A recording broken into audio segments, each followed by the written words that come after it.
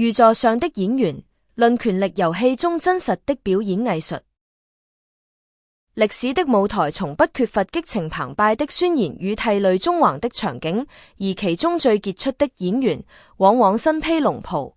當項羽圍高咗，自太公旗上宣告今不急下，吾烹太公時，劉邦的回應堪稱冷血經典。吾與項羽俱北面受命懷王，若為兄弟，吾雍即若雍，必欲烹而雍，則幸分我一杯羹。史記項羽本紀，這句在後世常被引為流民本色的話語，實則是一場在生死關頭刀尖上起舞的頂級政治表演。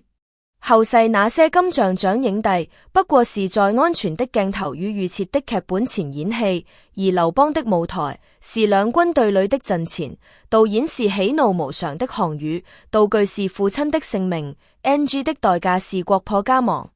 這份演技豈是今日影視劇裏那些涕淚交加的視帝可比？項羽絕非蠢人，演技稍差一分，流露半絲顫抖，父親頃刻便成咗上獄。這是一場沒有重來機會的現場直播，劉邦卻演得舉重若輕，甚至帶點無賴的戲謔。這等心理素質與表演功力，足以讓天下影帝盡折腰，自嘆弗如。其目的不在激怒項羽，而在瓦解其威脅邏輯。他刻意將殘酷的家族倫理難題扭曲為一場荒誕的江湖分羹遊戲，瞬間解構了項羽手中人質的沉重意義。劉邦豈真不愛其父？非也。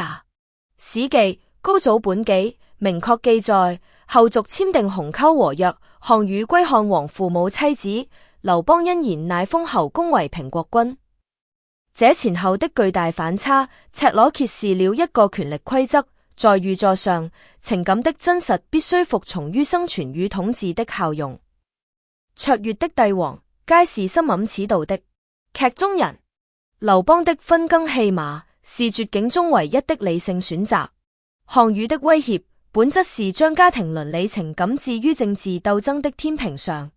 劉邦若展現絲毫軟弱，便等於承認了這套遊戲規則。他的回應是一記鋒利的情感斬斷術。這是一場心理的豪賭，賭的是項羽受困於其貴族式的榮譽感。事實證明他賭贏了。項羽本紀寫道：項伯勸說天下事未可知，且為天下者不顧家，雖殺之無益，只益和矣。項羽聽從。劉邦此舉與其後彭城大敗、逃亡途中3次將親生兒女推墜車下的行為邏輯如出一轍。在系統存亡絕續的關鍵時刻，任何可能拖累系統存續的負資產，都必須在情感上被冷酷地切割。這不是人性的喪失，而是在你死我活的零和博弈中，將生存理性推到極致的必然。若說劉邦的表演是為了破局，那麼劉備的率子，則是將此道發揚為一種主動的立訊技術。長波後，劉備接過阿斗擲之於地，怒斥其幾乎折損大將。這驚天一擲，力度、時機、台詞、表情，雖拿捏得妙到毫巔。摔輕了，像愛撫；摔重了，真傷着。表情不夠痛心疾首，則顯虛偽；台詞不夠情真意切，則流於形式。這是一場精心設計的情感爆破，目的就是要在眾目睽睽之下，將趙雲的忠誠炸到滿格，將集團的凝聚力推向巔峰。後世多少領導者學此姿態，卻往往東施效，徒留尷尬，只因他們沒有劉備那種將心機演繹為真心的絕頂功力。這一擲出了千古帝王術的經典一幕，他絕非真情流露，而是一場目標明確的政治表演。其台詞精準無比，將險失大將的後怕置於父子天性之上。劉備率子與劉邦分羹，形式上南轅北轍，本質卻互通聲氣，都是將私人情感工具化，作為服務於公共政治目標的資源。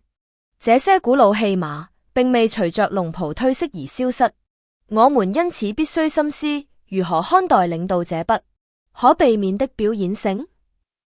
其一，須洞察表演與真誠並非對立，而是權力敘事的一體兩面。公眾渴望真誠，但這種渴望本身往往需要透過一系列符合期待的表演符號來被感知與確認。問題的關鍵不在於有冇表演，而在於表演的底本是否具備長期的實質性的價值承諾。其二，須警惕表演脫離實質後的空洞化與反噬。當做戲純粹淪為操控技術而無實質的人證、公平或成就支撐時，它便成為廉價的詐術。項羽亦曾表演仁愛，如優待降卒後卻一夜坑殺20餘萬，其表演與實質的極端背離，最終摧毀了所有的信用。因此，如座上的演員，其藝術高下不在於完全摒除表演，而在於能否以高超的演技，將符合長遠公益的理性抉擇，包裝或詮釋為可被理解、可被共情的人性敘事。劉邦面對費頂談笑分羹，劉備手捧幼主憤而責地，這等收放自如、顛倒眾生的演出，需要的不僅是臉皮，更是鋼鐵般的神經、洞悉人心的眼光與精準無比的時機把控。這才是政治舞台上的終極表演藝術。歷史這面鏡子照出的，並非簡單的虛偽，而是人類集體生活中一個永恆的吊詭。